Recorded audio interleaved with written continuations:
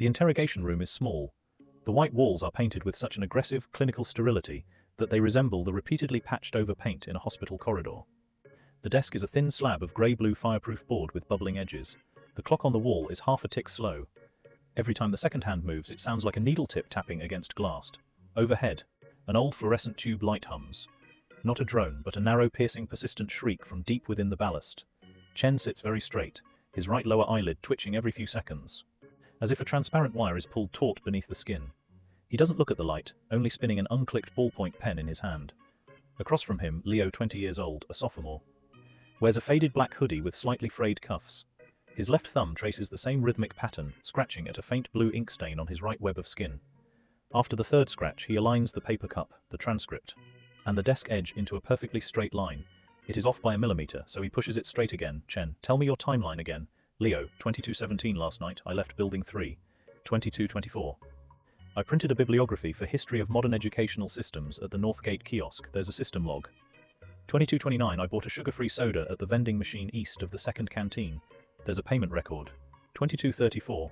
I returned to dorm 7. The door was locked, deadbolted from the inside. I knocked, no answer.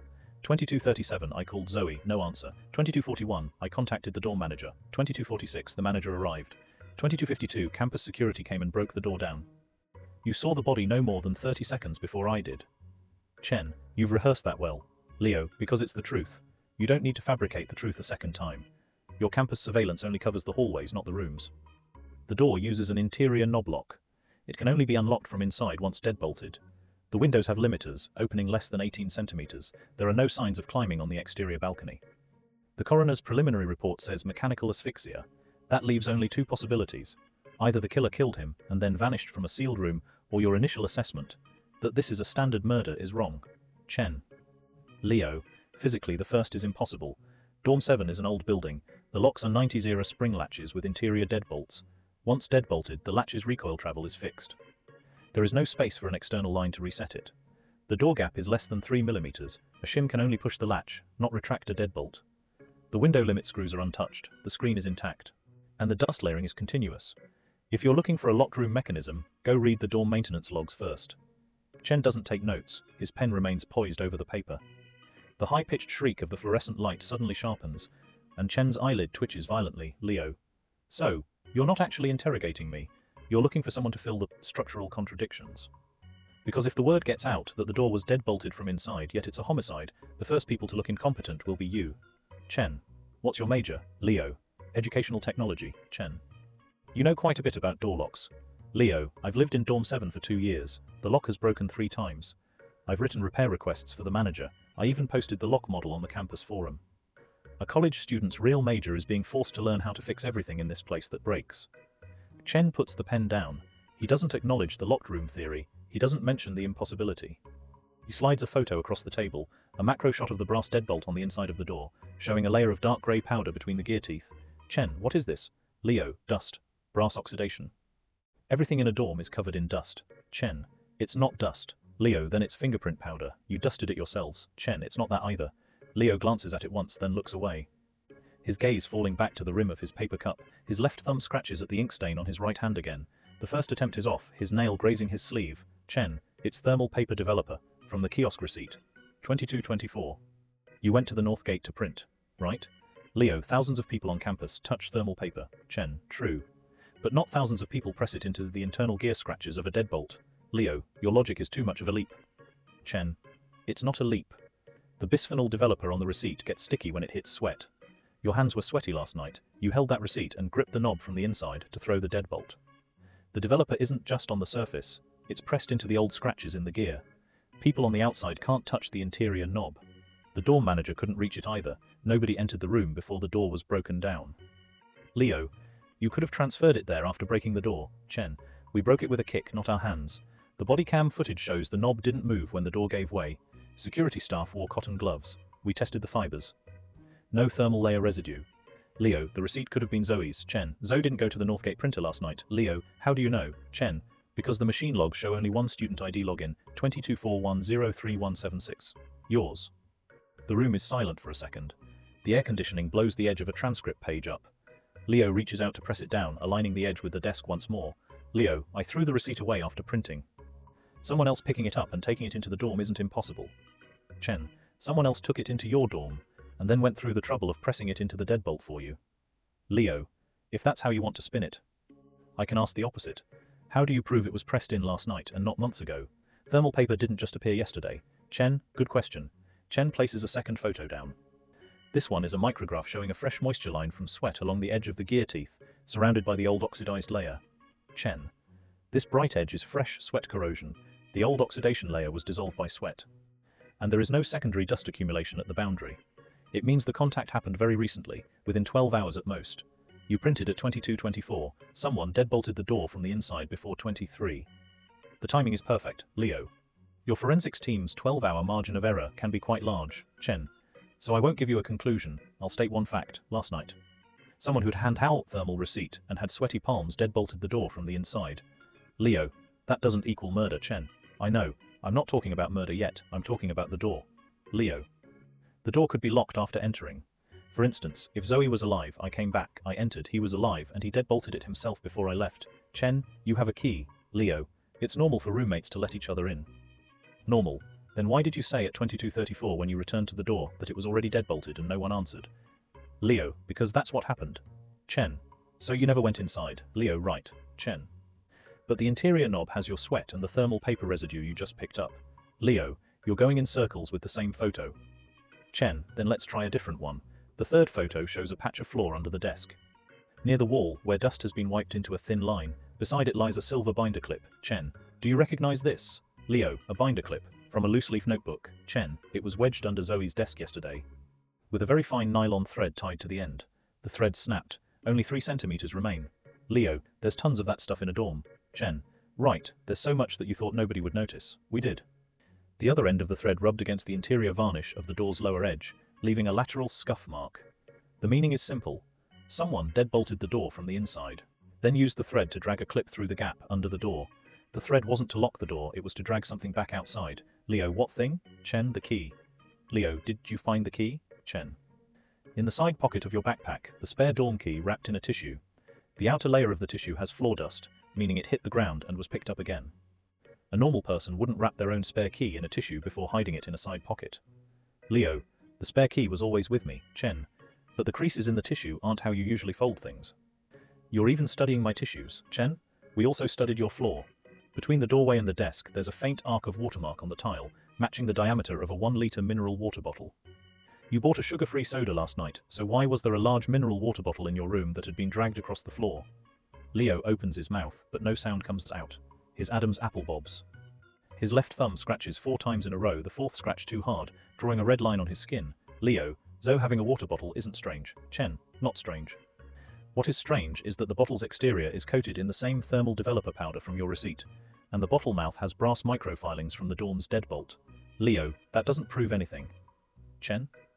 It proves you used the water bottle to tension the thread. If the thread was just dragged out from under the door, it would be too light, it would lift or snag. You wrap the nylon thread around the neck of the bottle, letting it roll on the ground, using its weight to slowly drag the clip, holding the key from the inside to your feet. That way the door was deadbolted from within, but you possessed the key on the outside. Then you stood in the hall and knocked, waiting for the manager. Leo. That's invalid. The gap under the door is only 2 millimeters. The clip wouldn't pass through. Chen. So you flattened the binder clip. We tested it. At its thinnest point it's 1.7 millimeters when flattened. The crease on the metal edge of the clip is fresh. The paint hasn't fully sprung back yet. Leo. You're just piecing things together. Chen. Yes. Interrogation is just putting the actions that people are reluctant to admit back together, piece by piece. Leo. You have no evidence I killed him. Chen. Not yet. Let's fit the last piece in. Chen places a clear evidence bag on the table. Inside is a small fragment of a white earphone cord casing, along with a nearly invisible, pale yellow flake, as thin as a fish scale. Chen. This was taken from the skin folds on the back of Zoe's neck. Can you tell what it is? Leo. I can't tell. Chen. A polyester anti-cracking film from the inside of a highlighter cap. Before the library closes, many students like to chew on their caps. You do too. Your yellow highlighter is missing a film fragment of the exact same size. More importantly, the exterior of this film has skin cells from your right index finger and thermal developer, and the interior has plasticizer residue from the earphone cord housing. Leo. I don't know what you're talking about. Chen. You do. Zoe was asphyxiated by ligature. The medium wasn't a rope, but an earphone cord. An ordinary cord is too thin. It would cut into the skin and leave a continuous deep groove. But there was a cushion on the back of Zoe's neck that perfectly matches this polyester film. You place the film between the cord and his skin to prevent a deep cut, hoping to make the injury look like an accidental entanglement rather than a violent strangulation. Leo, no, that's impossible. Chen, it's possible. Because this isn't your first time doing delicate fabrication. In educational technology, you constantly make display boards, cut film and trim sheets. You know exactly which materials are thin but won't break easily. But you missed one thing, the edge of the film has a 0.2 mm indentation from the highlighter cap's internal groove, which matches the highlighter on your desk perfectly. Leo, that's not mine. Pens get mixed up in the dorm. Chen. The inside of that highlighter cap on your desk has 2 bite marks from your front incisors. Zoe doesn't have that dental spacing. Leo. I could have lent it to him. Chen, you could. But a borrowed pen wouldn't simultaneously lend your thermal developer, your skin cells, your sweat, and the brass filings from the deadbolt to the back of the victim's neck. Leo's breath catches. He inhales, his nostrils flaring. As if he's choking. The chair leg scrapes against the floor. Leo, no, it wasn't like that. You put things together, and then you just call it one action. Chen, then break the actions down, explain them one by one. Leo, I came back yesterday. I came back. The door. It was locked. It really was, Chen. You went in, and then you came out. Leo, no, Chen, you have a spare key. Leo, having a key doesn't mean I went in. You went straight to the dorm after printing. Leo, I went to buy water. Chen, you bought it. Then you went to the dorm. Leo, I knocked. Chen, when you strangled him, he knocked against the desk corner. There are 3 fresh dents in the desk's paint. Leo, it wasn't me. Chen, you wrapped the earphone cord twice and pulled from behind. Zoe struggled, and the chair overturned. You were afraid of the noise, so you brought him to the floor. Your right knee pressed into his lower back, which is why your pant knees have white ceramic dust from the dorm floor. That was from when I was kneeling on the floor to look for something. Chen. And you usually kneel on the floor to rub thermal developer powder, brass shavings, and highlighter film fragments all over yourself? Leo, I didn't want to kill him. I just wanted him to stop publishing. Chin.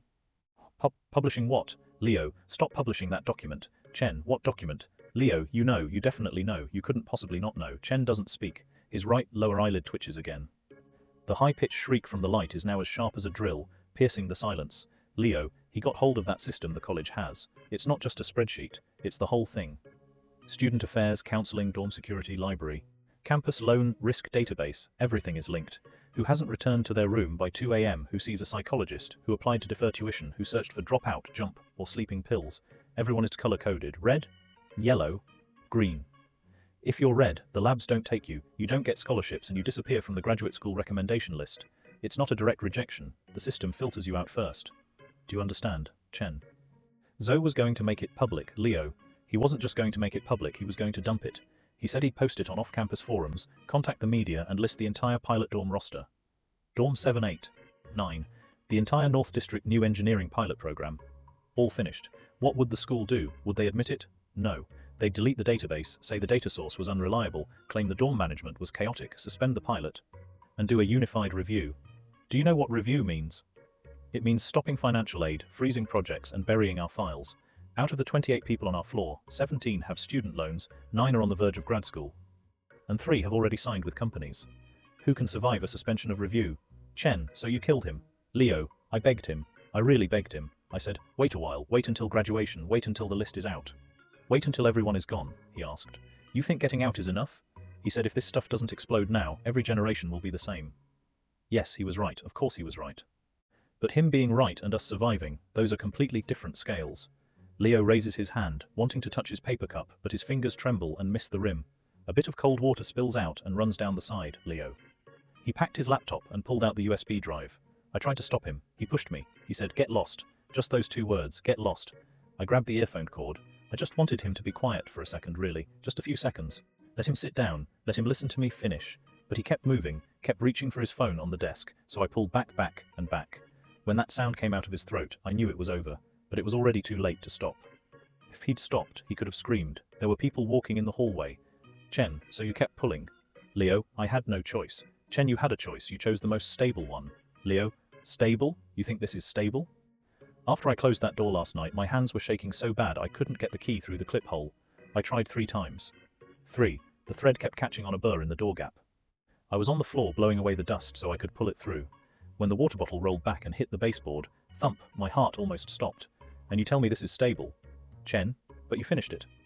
You turned the room into a structural puzzle, waiting for someone to solve it. Leo, because only a structural puzzle won't drag out the list. as long as it looks like a ridiculous locked room suicide. Everyone's first reaction is to figure out how to lock the door, not to raid Zoe's computer, not to check the pilot database, not to ask why an ordinary student has the whole school's stability prediction model. Chen watches him. He doesn't interject. He offers no comfort. Leo, you're sitting here asking me this because you've already taken the computer, right? You're not here to seek justice for Zoe, you're here to confirm if there are any backups. If it's already been sent, if anyone besides him has it. Isn't that right? Chen's pen finally clicks. A light, crisp sound. Chen, where is the backup? Leo smiles, not a real smile. Just the corners of his mouth lifting half a centimeter before dropping back. Leo, see? You aren't even willing to pretend to care about the sequence of events. Chen, where is the backup? Leo, he set it to send automatically. I don't know if it succeeded, I only know the name of a compressed file called North District Samples V6. The password isn't his birthday or student ID, it's a room number, you'll find it. You're always very good at finding things. Chen. Sent to whom? Leo. Off campus, maybe on campus, maybe no one, go filter it yourselves. You're good at filtering people, after all. The shriek in the light tube sharpens for an instant. Chen's lower eyelid twitches more violently. Like he's being stabbed with needles, he stops writing after 2 lines. The room is left only with the hum of the air conditioner and Leo's unfinished, uneven breath. Leo. You know what's most laughable? What? Chen, tell me. Leo. How you'll write it up at the end. You won't write murdered to protect pilot data. You won't write stability model leads to homicide. You'll write dormitory dispute, impulsive act leads to death. To be standard. You'll write argument over trivial matters. The system won't appear on paper from start to finish. It will just keep running. Change the database name, change the interface, change the vendor. Next semester, when the freshmen arrive, they'll scan their cards and the scoring starts again. Chen doesn't deny it. Leo. You asked me about the backup just now, not if I regret it. That shows you know better than I do who the truly important thing in this room is. Chen closes his notebook. The edge of the paper is pressed into a flat, hard line. Chen, say the room number for the backup one more time. Leo closes his mouth. His Adam's apple bobs. He doesn't say I didn't mean to again. He doesn't say, I just wanted to stop him. He stares at the paper cup, the water stain, and the edge of the transcript he had pushed straight, looking at it like a line already drawn that no one can cross. Chen waits. Someone passes in the hallway, footsteps pausing for a moment before moving on. No one moves in the room. The light is still humming. The system is still running.